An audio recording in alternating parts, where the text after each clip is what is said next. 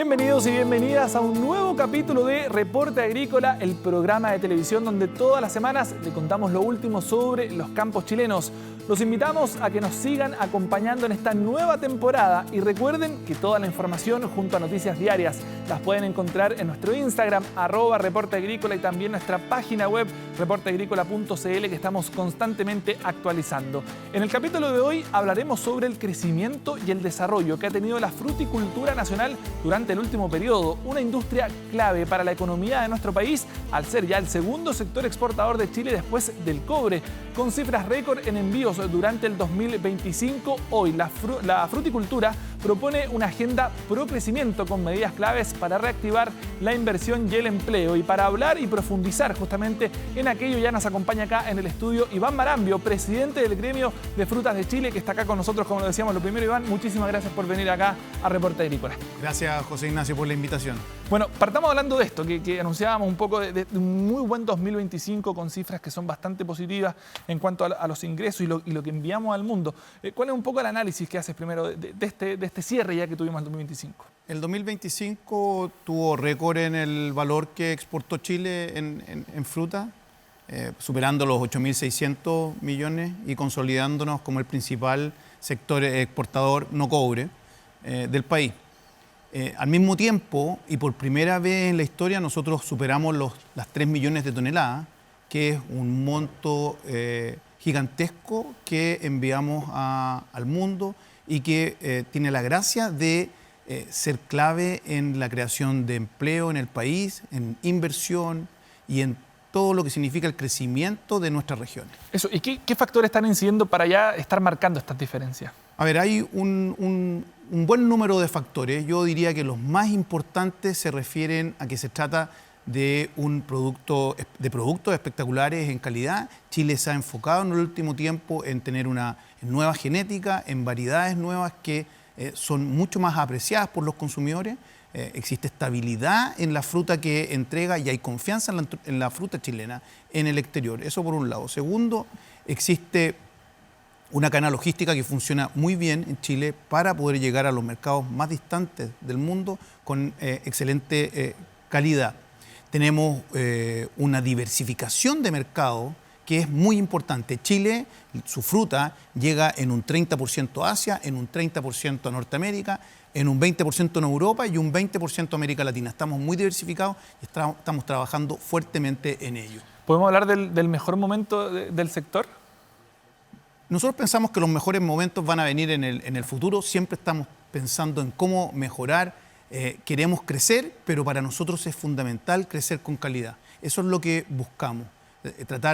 No pretendemos enviar fruta al mundo por enviar fruta al mundo. Nosotros tenemos que enfocarnos en una marca que tenemos, en respetarla, en valorizarla, en hacerla crecer, y eso se hace entregando al mundo un producto de la mejor calidad. ¿Y ahí cómo se está trabajando ya para lo que es esta temporada? ¿Qué esperan también para lo que viene? A ver, nosotros estamos en un momento muy especial de Chile. Hemos tenido recién el cambio, el nuevo gobierno que empezó la semana pasada. Esto lo que hace es darnos una oportunidad para nuevamente posicionar a la fruta y decir, oye, ¿cómo llegamos a lo que nosotros nos hemos puesto como meta, que es al 2028 superar los 10.000 millones de dólares en exportaciones? Para eso tenemos una agenda pro crecimiento que tiene varios también acciones que le hemos propuesto y le hemos pedido desarrollar a las nuevas autoridades. O sea, la base es partir desde lo que ya tenemos, ¿no? Ya no podemos retroceder en cuanto a ingresos, a exportaciones, etc. No, por supuesto. La fruticultura funciona en prácticamente todo el país. Es una industria regional, es muy importante en las regiones. Estamos hablando que alrededor de un 10% de la gente que trabaja en Chile trabaja en las fruticulturas. Si vamos a las regiones, la región de O'Higgins, la región del Maule, donde la fruticultura son las principales regiones para la fruticultura, podemos llegar al 25%, al 30% de la gente que trabaja en esas regiones, trabaja en la fruticultura. Por lo tanto, tenemos una importancia muy relevante, no podemos aflojar, no podemos desacelerar, tenemos que seguir invirtiendo, innovando. La fruticultura es valor agregado y eso es lo que tenemos que seguir haciendo. Y en esa misma línea, Fruta de Chile representa más del 90% ya de lo que mandamos al mundo.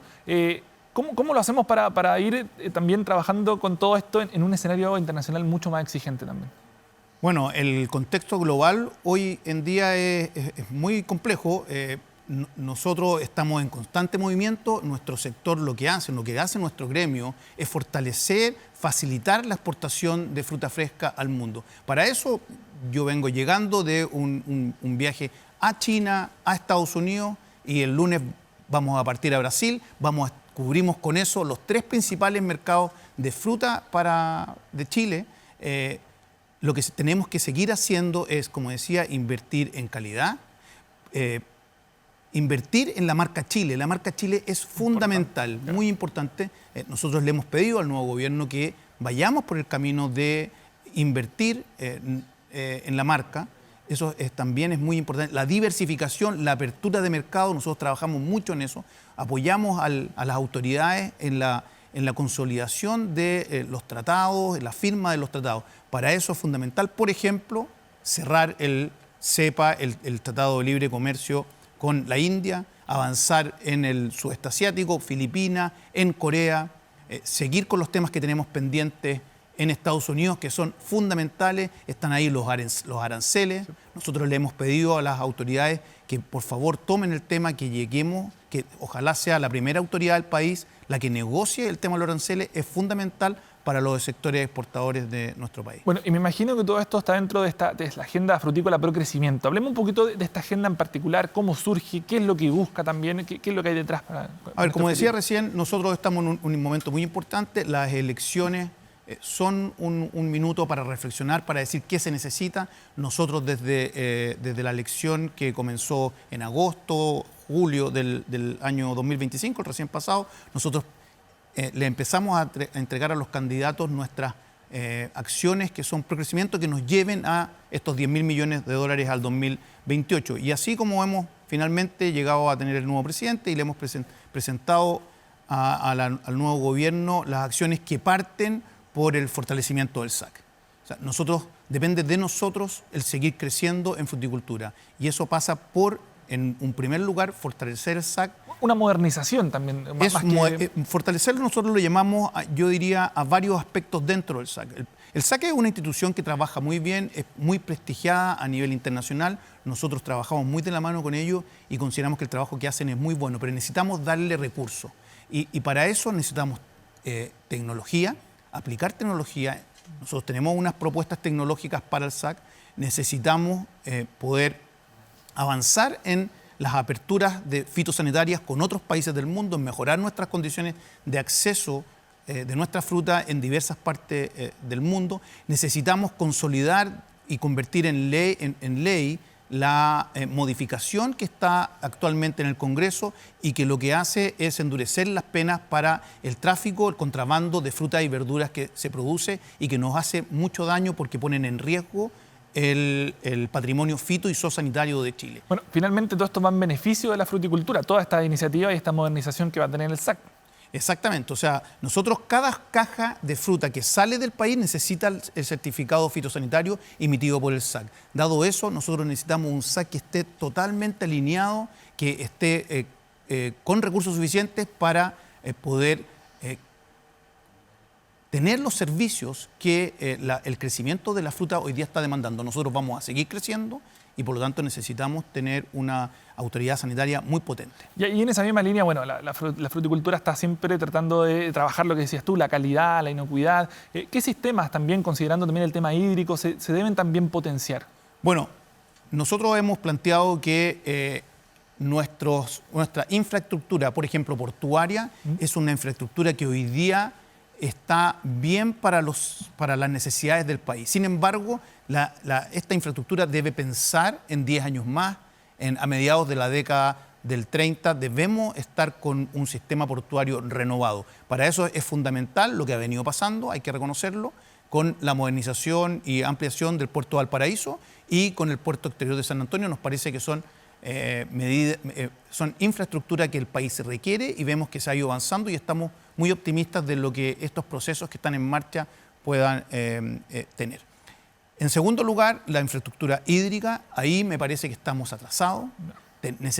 Nosotros hemos perdido hectáreas frutícolas, de plantaciones, principalmente en la región de Coquimbo, lo que significa perder no solamente divisas que vienen y valor que obtiene Chile, sino que también pierde trabajo, la región pierde, el país pierde. Eso es muy importante. Tenemos que tener un plan de infraestructura hídrica que no solamente que sea multifocal, es decir, tenemos las desaladoras, tenemos embalses de mediano tamaño, necesitamos ver lo que se necesita por cada cuenca. Hay muchas cosas que hacer, por ejemplo, en los embalses en el norte, el embalse Lautaro en Copiapó requiere que se terminen la filtración que tiene, se pierden 1.250 litros por segundo en ese embalse. Hay una inversión que está pendiente que el país puede y debe hacer. Y así por cada cuenca hay varios ejemplos que se repiten en los cuales podemos ser mucho más eficientes y podemos regar nuestro desierto y crecer de una manera muy importante si es que Chile se lo propone. Ahora, volviendo al plano internacional, hablaba recién, Iván, que estuviste en Estados Unidos. Imagino que hay una materia pendiente, ¿no? Todo lo que tiene que ver con los aranceles, lo que pasó con el tema de la uva, el System Approach. ¿Cómo han ido trabajando eso y cuál es un poco la expectativa que tienen? A ver, en los dos temas nosotros nos asesoramos por oficinas especializadas en los temas en Estados Unidos, en Washington en particular. Nosotros pensamos que en el caso de los aranceles lo que se debe hacer, lo que importa es una buena diplomacia. Una buena diplomacia, el sentarse a la mesa, el que la diplomacia la dirija el presidente de la República, al menos en una primera etapa. Eso no ha sucedido hasta el momento. Necesitamos empezar a negociar con los Estados Unidos de manera de poder llegar y volver al arancel cero. Eso es fundamental. Yo diría que dentro de los dolores que hoy día tenemos como fruticultura, el más importante es los aranceles. O sea, el 10% es un costo realmente fuerte para nuestra fruta. Hemos avanzado, se avanzó con kiwi, con palta y con naranja, que están con arancel cero. Muy importante, es muy bueno. Necesitamos seguir avanzando en las demás frutas, principalmente en lo que son uvas, arándanos y cítricos, donde nos pega muy, muy fuerte. Pensamos que este gobierno va a tener la capacidad de recomponer la relación con los Estados Unidos y manejar el tema comercial. Al mismo tiempo, necesitamos trabajar los otros mercados. Es decir, si trabajamos uno de nuestros principales mercados, no podemos dejar de lado los otros. Lo digo derechamente, digamos, tenemos que trabajar China. China requiere y necesita el mismo trato comercial que los Estados Unidos. Para nosotros es muy importante que nuestra diplomacia sea balanceada. Así esperamos y así estamos seguros que las autoridades lo van a hacer. Y con el tema de la uva, el System Approach me imagino que también. En el System Approach es un tema un poco diferente porque ahí está involucrado la justicia americana, donde hay que esperar las resoluciones que se obtengan. La buena noticia es que el proceso ha ido avanzando. La autoridad americana que fue demandada por los productores de uva californiana apeló, lo cual ya fue un primer paso muy importante. Toda la discusión viene ahora principalmente en el mes de abril y el mes de mayo. Nosotros vamos a participar también, Frutas de Chile, con un conjunto de, yo diría, stakeholders que tenemos en los Estados Unidos. Vamos a participar con una cosa que se llama los Amigos de la Corte, donde presentamos lo que a nosotros nos parece importante que el juez revise. Cuando hablo de estos stakeholders son los principales retailers, supermercados americanos, las autoridades portuarias, los terminales portuarios, incluso están involucrados autoridades del Congreso americano. Estamos trabajando muy fuerte. Lo otro que hemos hecho es mostrar a los Estados Unidos lo que significa la fruta chilena en los Estados Unidos. ¿Cuál es el impacto económico de la uva, por ejemplo, en los Estados Unidos? De manera de mostrar que se trata de un sector económico muy importante que crea mucho trabajo, principalmente en las zonas portuarias relacionadas con Filadelfia y con Los Ángeles, en California. Ahora, en esta materia internacional hablamos de un mercado exigente, por supuesto, pero también están ocurriendo algunos hechos geopolíticos que no sé si finalmente terminan siendo también una amenaza o una preocupación para el sector. Sí, lo que está pasando con las guerras en general, o la guerra nueva en Irán, es muy preocupante porque independiente de que la fruta que nosotros mandamos a Medio Oriente equivale a un 1,5% de esos 3 millones de toneladas que enviamos, a pesar de que sea muy pequeña, lo que sucede con estos problemas es que hay una disrupción de la cadena logística global. Es decir, como se trata de eslabones en una cadena muy importante, uno se rompe o existe una disrupción, toda la cadena mundial de, por ejemplo, del transporte marítimo se afecta, ya no solamente con el aumento en los fletes, sino que con los servicios, es decir, cuánto se están demorando en llegar nuestra fruta en particular a los diferentes mercados. Por lo tanto, es muy preocupante y esperamos que se vaya solucionando con el transcurso de los días. Por último, y antes que se nos vaya el tiempo, ¿algún mensaje que le gustaría entregar a los consumidores, tanto a nivel local como a nivel internacional, respecto a quien preside, por supuesto? A ver, a nivel local, sí, me gustaría decir que se trata nuestro sector de un sector que es lo que es Chile.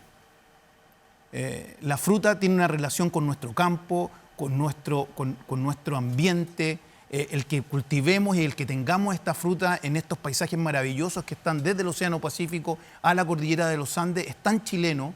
Tenemos que sentirnos orgullosos de que somos capaces de alimentar al mundo con la fruta, con la mejor fruta que existe. Somos el número 1 en el hemisferio sur en fruta fresca, en exportación de fruta fresca. Queremos seguir avanzando y dependen solamente de nosotros, de los chilenos. Perfecto, Iván. Muchísimas gracias por esta entrevista. Gracias a ustedes. Que esté muy bien.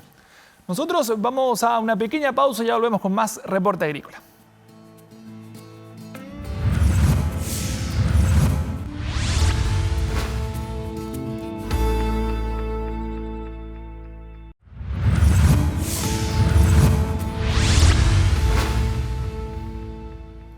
En el norte de Chile, SQM Yodo Nutrición Vegetal impulsa un trabajo que demuestra que en el desierto más árido del mundo es posible cultivar vida.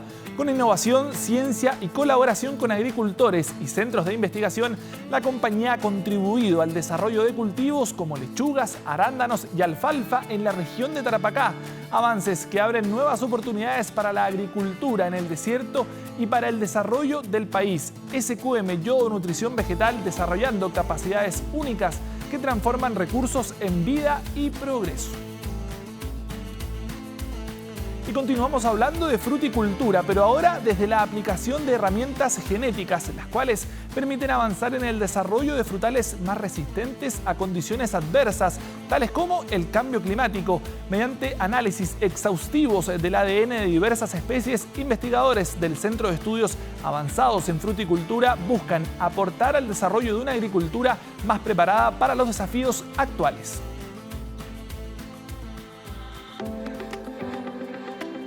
En la agricultura actual, comprender cómo responden las plantas a condiciones cada vez más extremas es clave para asegurar las producciones. Es por esto que la bioinformática se ha transformado en una herramienta fundamental, donde el mejoramiento genético de cultivos y frutales ofrece soluciones concretas y resilientes para el campo.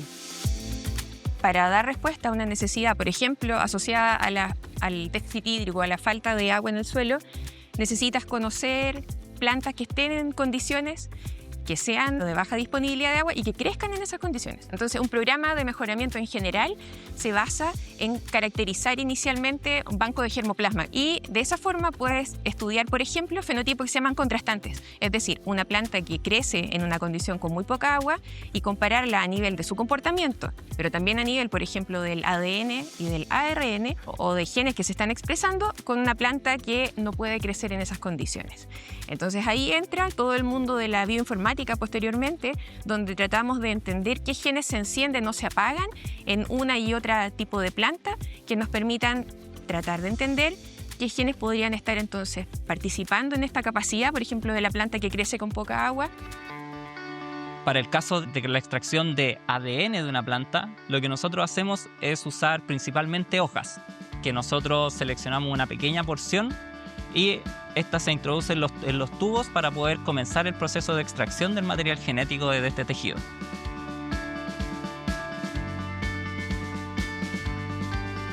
Luego de que nosotros seleccionamos el material vegetal que se va a utilizar, pasamos por un proceso de molienda y cuando ya todo este material está procesado, podemos proceder con la extracción del material genético de estos tejidos. Una vez que nosotros tenemos listo el PCR con el material genético y los marcadores que son de nuestro interés. Ahora nosotros podemos visualizar esto mediante un gel de agarose en cámaras de electroforesis para poder posteriormente visualizar diferencias de tamaño, lo que nosotros estábamos amplificando con el PCR. Una vez que nosotros ya conocemos que el ADN que extrajimos está disponible y de buena calidad para ser usado, nosotros seleccionamos distintos tipos de marcadores para poder identificar entre distintas especies, entre distintos portainjertos o incluso entre distintas variedades de una misma especie.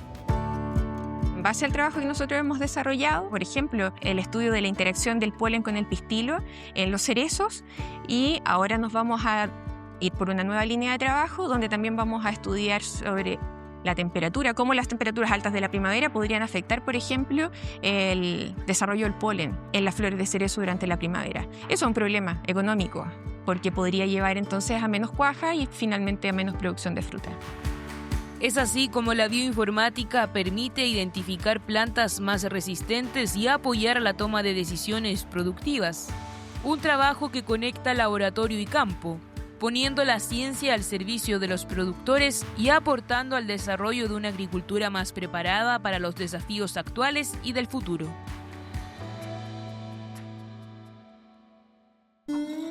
Así como el agro en general avanza en la incorporación de tecnologías cada vez más precisas, la avicultura ha adoptado progresivamente la automatización de sus procesos para obtener mejores resultados. Un ejemplo de esto es la incubación artificial, la cual con el paso del tiempo ha evolucionado desde procesos manuales y poco precisos hasta máquinas digitales y accesibles para todo el sector. ¿Cómo ha evolucionado el uso de nuevas tecnologías en este sector? Lo vemos en la siguiente nota. La avicultura chilena enfrenta un momento de transformación. Durante décadas, la producción de huevos y la cría de aves dependía exclusivamente del trabajo manual y de procesos poco tecnificados. Sin embargo, en la actualidad el escenario es otro, pues la automatización de las labores ha ido avanzando cada vez más.